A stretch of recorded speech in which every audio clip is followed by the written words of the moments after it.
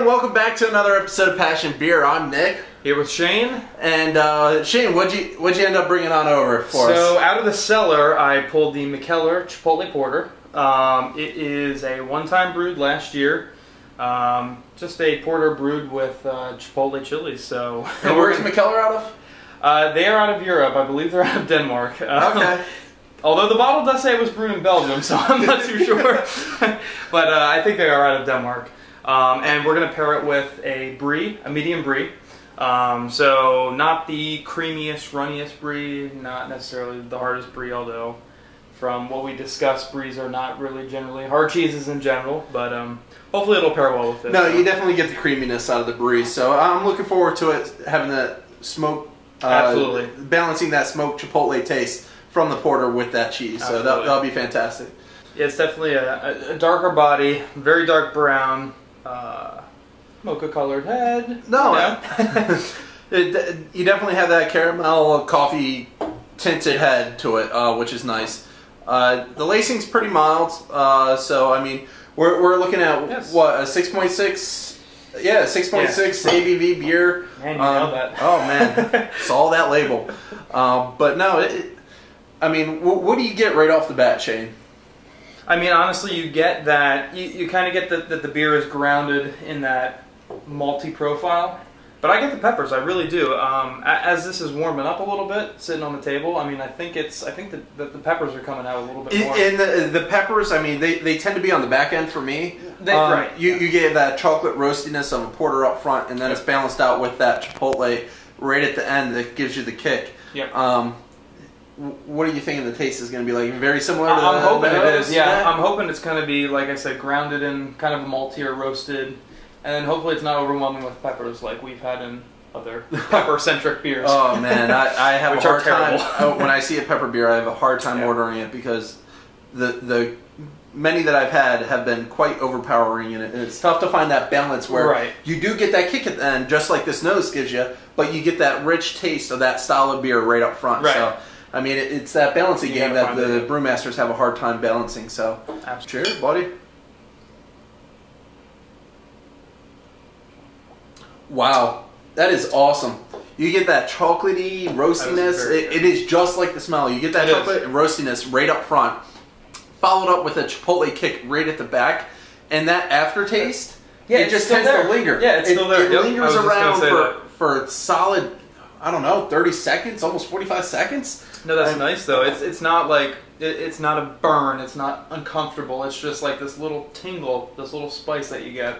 No, I mean, you know, absolutely. I mean, with it being a lower ABV beer, I think they're able to bring out the peppers, and I mean the carbonation itself is very mild. It is. It's nice and smooth. Nice and smooth for a style. It's really damn good though. Oh, isn't that delicious? I think it's the chocolate notes that you get up front that makes it that so damn addicting. That's true. Because the chipotle peppers at the back are a nice balance at something different and something new and unique to the porter. Not overdone. You know No, not whatsoever. So yeah, grab a little sliver of that cheese and let me know how that is with the beer. I will. Don't mind if I do, right? That's right. Gonna grab this big chunk here. That's good. The brie's very, and it's not overwhelming as far as the flavor goes. No. Which I wanted because I kind of thought that the chipotle and the roastedness would be too much for, you know, maybe a little bit more stinky or bolder cheese type of thing. But this is good. It's nice and creamy. It kind of plays off of this. Kind of gets a nuttiness out of it. No, it's great. That's the one thing about the bries. The creaminess helps bring out those darker notes a whole lot more, and it plays off of each other. I mean, you got one end of the spectrum versus the other end of the spectrum, and you find a middle ground in between. Yes. And it's a really nice complement to one another. Yeah. So I definitely recommend it to all my friends. If I were to have a beer or cheese pairing and I could find another bottle of this, I definitely pair these two together. Well, I might even take it down a notch and go with the softer brie. Yeah, no, that'd be good to try too. Yeah, absolutely. I do like the creaminess though. That's good. It works well. Absolutely. And I really love this beer. I do. I'm enjoying it as well. So overall, can you give this a rating? I think I can. I'm gonna Let me just say that for porters in and of themselves, they're not my style of choice, really. This one intrigued me because of the addition of the peppers that they did, and I think they did it extremely well. And for that, I would give this a 92. Wow, no, I'm kind of right there with you.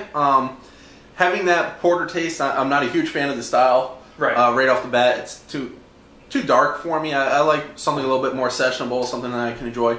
But with it being the lower ABVs, around 6.6, that's not bad. And with the Chipotle kick at the end, this is definitely a unique beer. It is. That goes out of the box, out of the style. So I'd definitely score it high. I'd probably give it a 93, 94 almost. Yeah, that's not bad. It's a solid beer. The Chipotle kick, when this warms up, the last sip that I had, isn't it not intensifying? The Chipotle just intensifies. So, I mean, if you're not into the spicy thing, guzzle, guzzle, guzzle. Drink responsibly. But, or just don't drink it at all. Don't waste the beer. Or don't drink it at all. Enjoy it. But no, if you like that kick at the end and something that goes down your throat and sets it on fire, definitely let this thing breathe for a little bit. You won't be disappointed. And if you get the opportunity, try and pair it with a cheese or a different type of food. I think as it warms and with the cheese, it's intensifying the Chipotle pepper, which is nice because it's a nice flavor and it's not overwhelming. No, absolutely. So, Shane, thanks for sharing this one. I greatly appreciate it. And absolutely. Till next time, cheers.